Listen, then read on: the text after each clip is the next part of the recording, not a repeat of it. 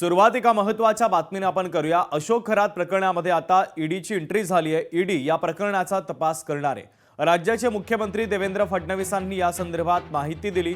दमानियांकडे CDR कुठून आला याची चौकशी करणार, सीडीआर कोणी लीक केला याची देखील चौकशी होणार असं फडणवीसांनी म्हटलेलं आहे। मुख्यमंत्री देवेंद्र फडणवीसांनी ही महत्त्वाची माहिती दिली।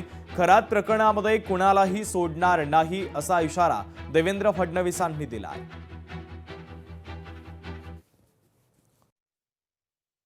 जो एक प्रकार से महिलाओं के साथ बदसलूकी की है, अत्याचार किए, सबको खोदकर हम कड़ी से कड़ी सजा उनको देंगे।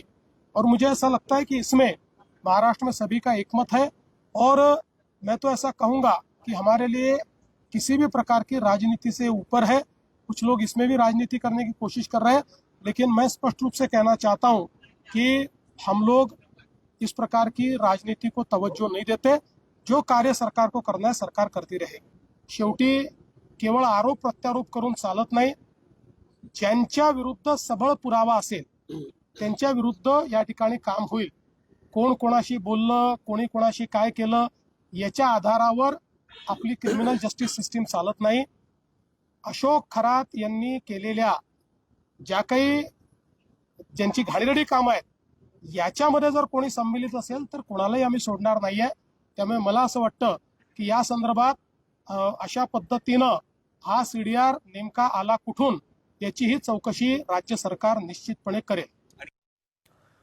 अशोक खरात प्रकरणाच्या संदर्भात एक महत्त्वाची अपडेट येते। एका विशिष्ट तारखेला खरातनं अनेक पतसंस्थेमध्ये खाते उघडले।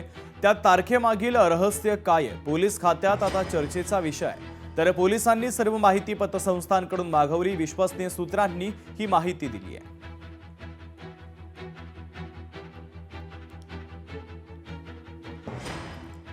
तर आणखीन एक महत्त्वाची अपडेट भोंदू अशोक खरातच्या प्रकरणामध्ये समोर येते। खरात आपले हवाला रॅकेट एका मुंबईतील पंचतारांकित हॉटेलमधून चालवत असल्याची माहिती सूत्रांनी दिली आहे। एका दिवसाला 25,000 रुपये भाडं असलेलं विशेष सूट वर्षाच्या 365 दिवस बुक असायचे। हॉटेलमधूनच कोट्यवधी रुपयांची देवाणघेवाण होत असल्याची माहिती आहे। हवाला रॅकेटचे दुबई कनेक्शन देखील समोर येण्याची शक्यता वर्तवण्यात आलेली आहे आणि त्या अनुषंगाने आता पोलिसांचा तपास यंत्रणांचा शोधही सुरू आहे। तर या संपूर्ण प्रकरणाला आता वेगळं वळण लागलंय। भोंदू अशोक खरातचा मुलगा गायब आहे। मुलाचा फोनही नॉट रिचेबल असल्याचं कळतंय।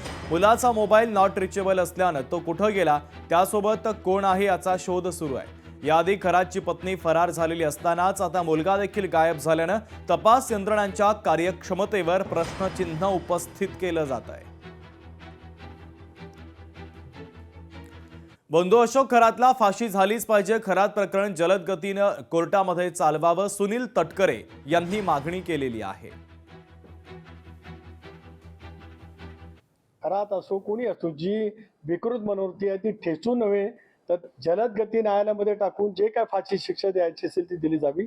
आजचा विषय या ठिकाणी श्रद्धेचा आहे, भावनेचा आहे, गेल्या 48 वर्षाच्या परंपरेचा आहे। जरूर त्या विषयावरती यापूर्वी बोललो, सविस्तरपणाने बोललं जाईल। सरकारने SITच्या मार्फत खोलवर तपास करावा आणि ज्यांचा कळत न कळत संबंध आला असेल त्या सर्वांच्यावरती कठोर कारवाई करावी अशी आमची सर्वांची मागणी आहे।